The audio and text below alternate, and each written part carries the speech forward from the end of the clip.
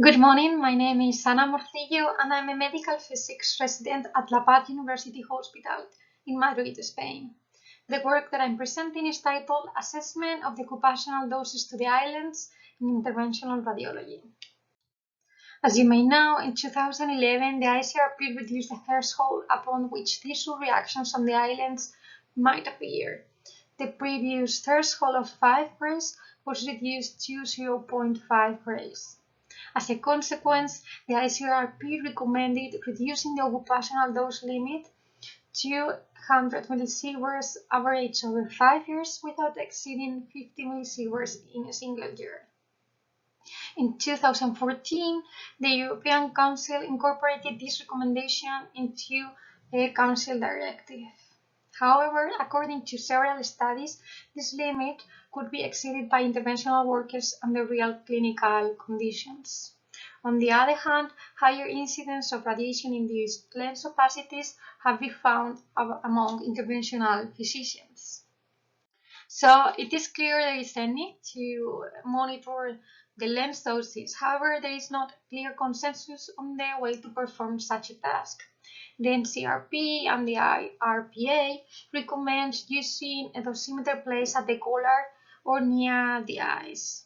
However, the IRPA, in the report they issued on the implications on the implementation of the ICRP recommendations for revised dose limit to the lens of the eyes, recognize that there is still a need for further studies on the validity and limitation of using a dosimeter placed at the collar level to monitor the islands. On the other hand, the ICRP agrees on using a dosimeter placed at the neck level in order to monitor the island's doses, but it recognizes that there are still challenges of using a second dosimeter placed near the eyes in terms of reliability and consistency in its use. So, in this context, the aim of our work was in first place to assess the occupational exposure of interventional radiologists for at least a year in order to take into account possible seasonal variations, and in second place evaluate the feasibility of using a collar or chest dosimeter to monitor the island's doses by analyzing the correlation between the island's doses and the doses recorded at the chest and neck levels, and also the correlation between the island's doses and the KERMA area product. This work was performed between November 2016 and March 2018 at La Paz University Hospital.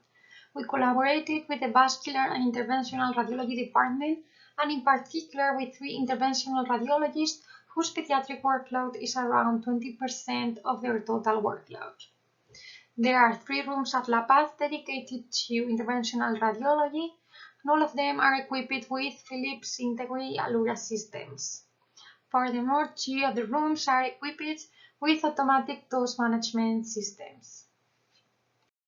In order to monitor the island's doses, we used 6 optically stimulated luminescent dosimeters called nanodots from the company Landauer that were calibrated in terms of HP 0.07. These dosimeters were placed both inside and outside the bridge and the lateral part of the elite glasses. The lens dose was calculated as the average over the central and lateral measurements. In order to monitor the collar doses, we used a whole-body optically stimulated luminescent dosimeter called InLight, also from the company Landauer. This dosimeter was calibrated in terms of HP10 and was placed above the thyroid shield. And finally, in order to monitor the chest doses, we use an active solid-state semiconductor dosimeter called I2 from the company RaySafe. It was also calibrated in terms of HP10 and was placed at the chest level over the lid apron. Well, you can see here one of our radiologists with the 8 dosimeters that they worn for 17 months. We also register the KERMA area product value of each procedure in a database that we created ad hoc. The value of the KERMA area product was registered either manually or it was automatically retrieved by the automatic dose management systems. As I said, we created the database in order to integrate all the information available for a given procedure. This database was fed by the interventional radiologist, who entered, among other information, the name of the radiologist performing the procedure, the type of procedure, and the use and made of the protective elements. It was also fed by the room radiographers, who entered the KERMA area product value in that room where no automatic dose management system is available. And finally, it was also fed by the technician of the medical physics department, who entered all the information retrieved by the automatic dose management systems. We used a software called Dolir in 2 different versions. Continuing with the results, you can see in the table here the cumulative annual doses corresponding to the year 2017. We decided to just consider the measurements corresponding to a natural year in order to take into account possible seasonal variations like holiday leaves or the summer season. You can see that during 2017, the 3 participating radiologists performed almost 1,000 procedures, of which the 20% were pediatric. The most frequent procedures were central venous catheter insertions, followed by percutaneous transhepatic cholangiography in the case of pediatric procedures and arteriography in the case of adult procedures. If we have a closer look to the cumulative annual doses, you can see that all the radiologists would have exceeded the 20 millisievert year limit if no lead classes were used. This means that the annual lens dose might be a limiting factor. However, it is true that remarkable differences were observed among interventional radiologists. In any case, since the doses to the islands exceeded in all cases the 6 millisievert, even when lead classes were used, according to the IRPA recommendations, the lens dose should be monitored on a regular basis using a collar or head dosimeter. You can see here the results of the second part of the study corresponding to the correlation analysis between the island dose, the collar dose, the chest dose, and the KERMA area product.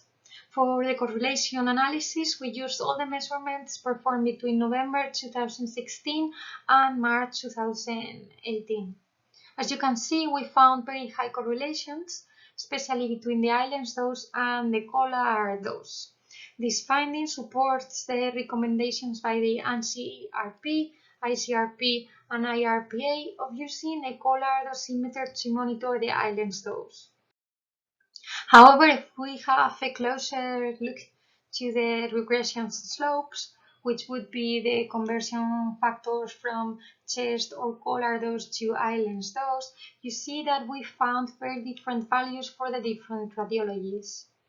This means that it would be very difficult to establish a common conversion factor from collar or chest dose to island dose that would be valid for all interventional radiologists.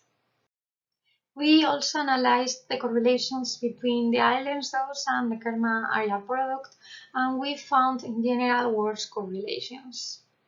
As some authors before us, we noticed that the lower use of the ceiling suspended list screen corresponded to higher correlations between the island dose and the KERMA area product. We also analyzed the use they made of the ceiling suspended lid screen, and we found that it didn't depend on the type of patient as we first expected, but it was rather dependent on the access point. You can see in this graph the lens dose per procedure calculated for both eyes with and without the glasses protection. We used in the calculus all the measurements performed over the 17-month period.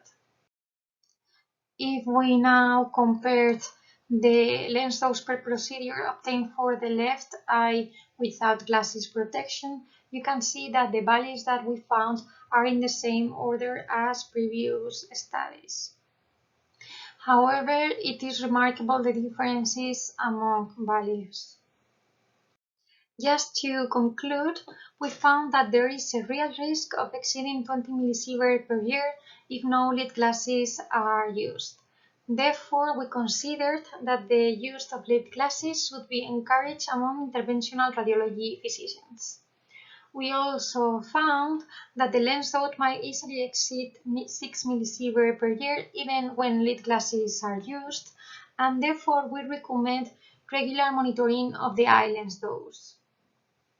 We conclude that using a Golar dosimeter to monitor the eye lens dose is feasible in mixed adult and pediatric interventional radiology departments.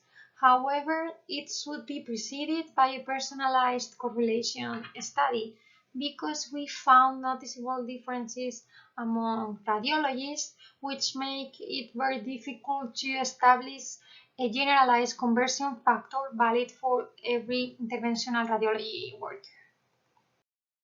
That's all. Thank you very much for your attention. And I would like to finish thanking La Paz University Hospital and its research institute for their support. Thank you very much.